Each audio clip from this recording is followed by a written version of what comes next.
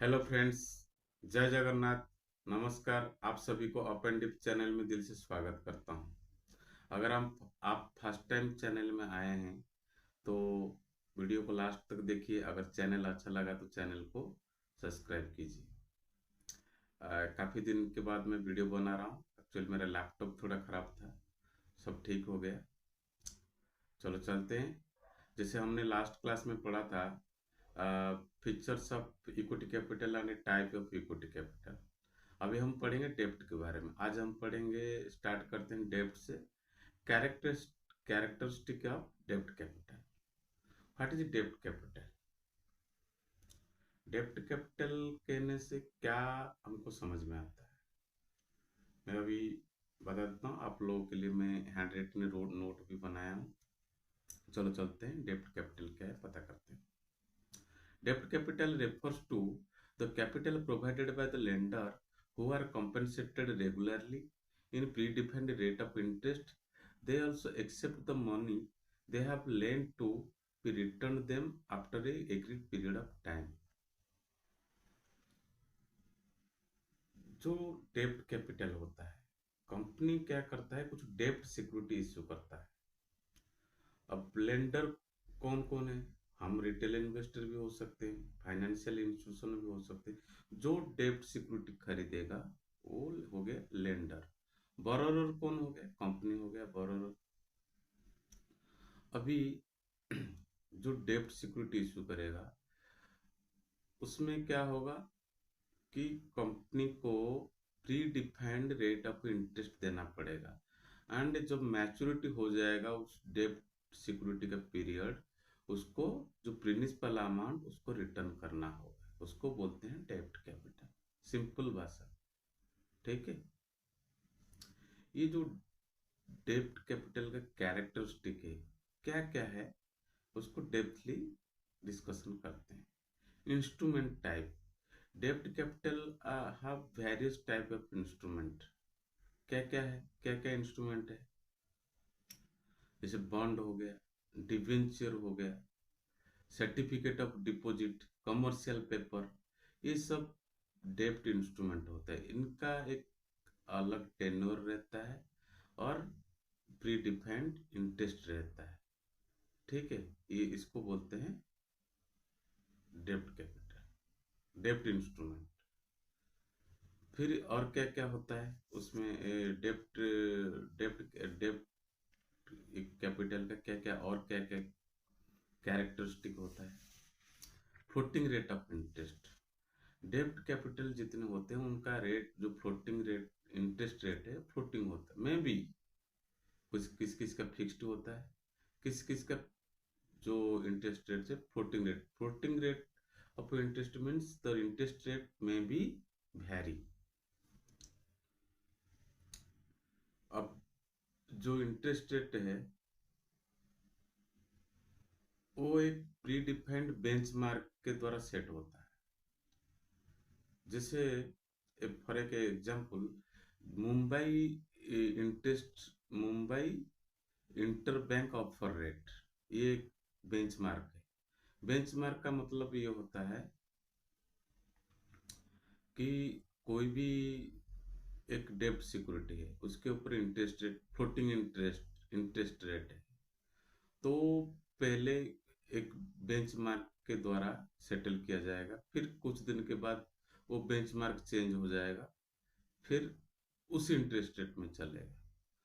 तो एक एग्जांपल लेते हैं, जो मुंबई इंटरबैंक इंटरेस्ट, इसमें क्या होता है, 6 महीने के लिए लेंडर और बोरोर के बीच में एक इंटरेस्ट रेट फिक्स होता है। अब उसी रेट में जितने भी डेब्ट सिक्योरिटी इशू होगा उसी रेट में चलेगा। जैसे 6 महीना कंप्लीट हो जाएगा फिर इंटरेस्ट रेट चेंज हो जाएगा, उसको बोलते हैं फ्लोटिंग रेट ऑफ इंटरेस्ट, ठीक है। नेक्स्ट होता है क्रेडिट रेटिंग। क्रेडिट रेटिंग एक डेब्ट सिक्योरिटी का एक कैरेक्टर होता है। क्रेडिट रेटिंग होता है एक डेब्ट सिक्योरिटी को एक क्रेडिट रेटिंग किया जाता है। जैसे आपने सुना होगा, नॉर्मली कोई दुकान में खाना खाने जाते हैं तो उसका पहले चेक करते हैं कि होटल का इसका 1 स्टार है, 2 स्टार है, किंवा और कोई चीज़ अगर आप फ्लिपकार्ट या अमेजन से खरीदते हैं, उसका रेटिंग्स चेक करते हैं, वो 3 स्टार है, 4 स्टार है, 5 स्टार है, वो चेक करते हैं। ऐसे क्रेडिट रेटिंग होता है डेब्ट इंस्ट्रूमेंट में। डेब्ट इंस्ट्रूमेंट में जो क्रेडिट रेटिंग है, वो एक कैरेक्टर होता है, वो कैसे मदद करता है।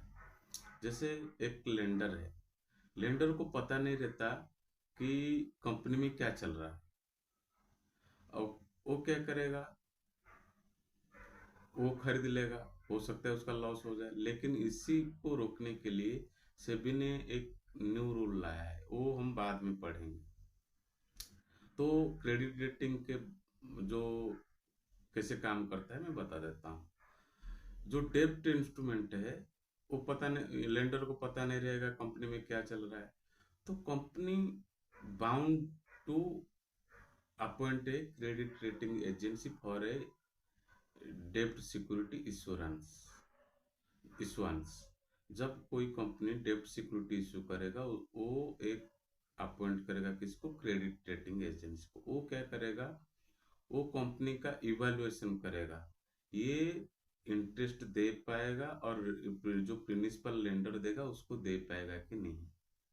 तो इसीलिए क्रेडिट रेटिंग एजेंसी अपॉइंट किया जाता है। आपने सुना होगा, क्रिसिल का नाम सुना होगा। जैसे कोई कंपनी को ए दिया, ए प्लस दिया, ट्रिपल बी दिया। जैसे कि अभी रिसेंटली एक कोई आईसीएल फिनकॉर्प का नॉन कन्वर्टेबल डिबेंचर आया था 2-4 दिन पहले। उसका जो क्रेडिट रेटिंग था, वो था BBB, स्टेबल। स्टेबल है कि कंपनी अनस्टेबल है, उसके बारे में बताता है। तो एक एक्सटर्नल एजेंसी हो जाता है, जो एग्जामिनेशन, जो इश्यूएंस के टाइम पे एक वेरीफाई कर देता है कि हाँ, ये कंपनी डेब्ट पे कर सकता है कि नहीं, जो इंटरेस्ट और प्रिंसिपल पे कर सकता है कि नहीं, ये इसको अश्योर करता है। मतलब लेंडर को एक आश्योरेंस देता है कि हाँ, ये कंपनी ठीक ठाक है। तो क्रेडिट रेटिंग एक डेब्ट सिक्योरिटी का कैरेक्टर हो जाता है। ठीक है।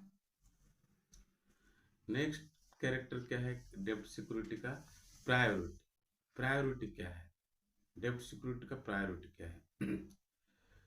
डेब्ट सिक्योरिटी में जो इंटरेस्ट रेट है, वो फिक्स होता है या फ्लोटिंग होता है, जो भी होता है।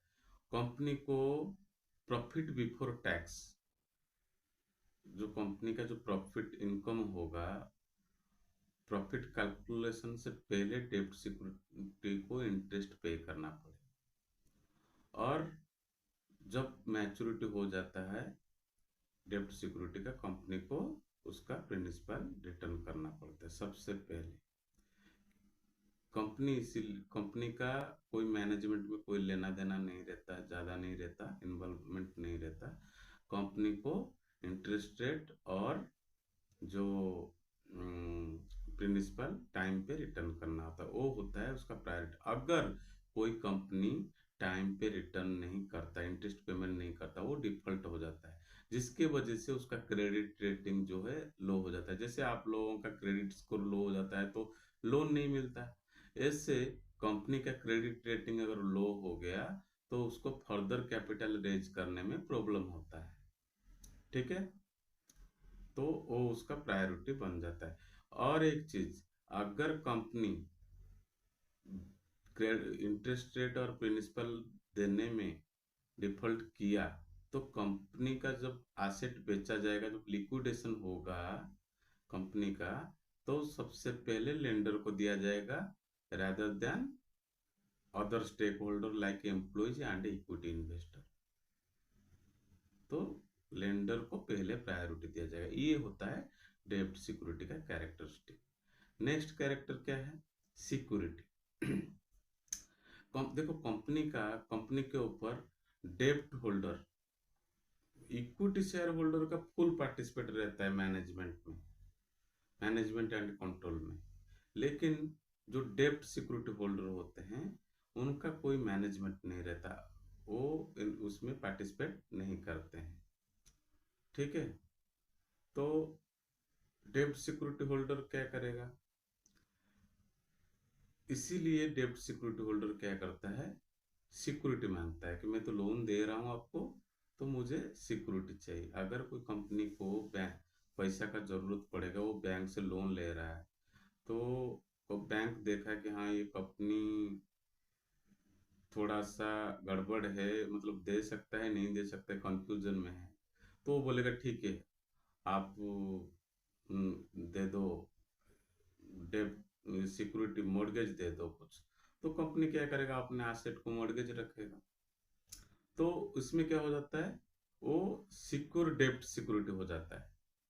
वो जो डेब्ट लोन दिया वो सिक्योर हो जाता है, क्योंकि अगर कंपनी डिफॉल्ट हुआ तो बैंक क्या करेगा, उस सिक्योरिटी को बेचेगा। अगर आप भी रिटेल इन्वेस्टर हो, डेब्ट सिक्योरिटी खरीदा है, तो अगर कंपनी डिफॉल्ट होता है तो कंपनी का एसेट लिक्विडेशन के टाइम एसेट बेचने के बाद डेब्ट होल्डर को, जो डेब्ट होल्डर और उसको लेंडर भी कहा जाता है, क्योंकि बोरोर हो गया कंपनी, तो उनको पहले सारे चीज दिया जाएगा, उनका जो पैसा है उनको दिया जाएगा।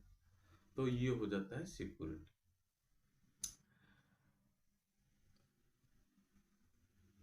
ये होता है डेब्ट सिक्योरिटी का कैरेक्टर। ठीक है, सिक्योरिटी। नेक्स्ट होता है कंट्रोल। कंट्रोल क्या है? डेब्ट सिक्योरिटी होल्डर मैनेजमेंट में पार्टिसिपेट नहीं करता, फिर भी वो कंपनी का बोर्ड ऑफ डायरेक्टर के ऊपर पाबंदी लगा सकता है। किस चीज में? एक्सपेंशन करने में। अगर कंपनी का कुछ ठीक से परफॉर्मेंस नहीं कर रहा है, कंपनी और लोन चाहता है, तो उसके ऊपर पाबंदी लगा सकता है, एक्सपेंशन में पाबंदी लगा सकता है, तो जिसके वजह से कंपनी को प्रॉब्लम होगा। और क्या कर सकता है? और कंपनी को बोल सकता है तुम और इक्विटी एसेट लाओ, जो कि तुम्हारा लॉस हुआ है उसको मैनेज हो सकता है। क्योंकि इक्विटी जब फ्रेश इक्विटी से शेयर इश्यू करेगा, उसमें क्या होगा, भले ही एग्जिस्टिंग शेयर होल्डर का इक्विटी वैल्यूएशन लो हो जाएगा, लेकिन डेब्ट होल्डर को कोई फर्क नहीं पड़ेगा। डेब्ट होल्डर जो है अपना इंटरेस्ट लेता रहेगा, तो डेब्ट होल्डर वो भी प्रेशराइज कर सकता है। और कंपनी का कोई एक्सपेंशन है, डाइवर्सिफिकेशन है, उसके ऊपर भी पाबंदी लगा सकता है। कौन? डेब्ट सिक्योरिटी डिबेंचर होल्डर। ठीक है, इसको बोलते हैं कंट्रोल। ये होता है कैरेक्टर ऑफ डेब्ट सिक्योरिटी। और क्या कैरेक्टर है? कन्वर्सन। देखो, कन्वर्सन होता है, कुछ डेब्ट सिक्योरिटी होता है जो इक्विटी शेयर में कन्वर्ट हो जाता है। ये सभी डेब्ट सिक्योरिटी के केस में नहीं होता है, ओनली कन्वर्टेबल डिबेंचर के केस में होता है। कन्वर्ट इसको बाद में हम जब पढ़ेंगे, डेप्थ में पढ़ेंगे इसके बारे में। कन्वर्टेबल डिबेंचर जो होता है, कुछ पार्ट जो है इसका डेप्ट में सॉरी इक्विटी में कन्वर्ट हो जाएगा। जो डेप्ट सिक्योरिटी होल्डर वो अगर चाहेगा, जो कन्वर्टेबल डिबेंचर में उसका जो डेप्ट है इक्विटी में कन्वर्ट हो जाएगा। और कैसे होगा? पहले कंपनी को जितने इंटरेस्ट उस दिन तक उसको पे करना पड़ेगा, उसके बाद जो बाकी होल्डिंग रह गया है, बाकी पैसा रह गया है, वो इक्विटी में कन्वर्ट हो जाएगा। उसके बाद वो डेब्ट सिक्योरिटी होल्डर का जो राइट्स है, जो आज ए लेंडर जो राइट है वो बंद हो जाएगा। जो इंटरेस्ट लेता रहता था, प्रिंसिपल लेने का अधिकार है, वो सब बंद हो जाएगा। ओनली इक्विटी राइट्स उसके ऊपर लागू हो जाएगा। ये हो गया टोटल कुल मिला के कैरेक्टरिस्टिक ऑफ डेब्ट सिक्योरिटी। फिर हम पढ़ेंगे नेक्स्ट फीचर्स ऑफ डेब्ट कैपिटल, जो भी है। फिर अभी हम जैसे पढ़े थे features of equity capital, characteristic of equity capital and types of equity capital, ऐसे हम पढ़ेंगे कैरेक्टरिस्टिक ऑफ डेब्ट कैपिटल, फीचर्स ऑफ डेब्ट कैपिटल एंड टाइप्स ऑफ डेब्ट कैपिटल, और रिस्क एंड रिटर्न ऑफ डेब्ट कैपिटल, ये सब हम पढ़ेंगे। तो क्लास को इधर ही रखता हूँ। जय जगन्नाथ, जय हिंद। अगर वीडियो अच्छा लगा तो please like like share and subscribe. धन्यवाद।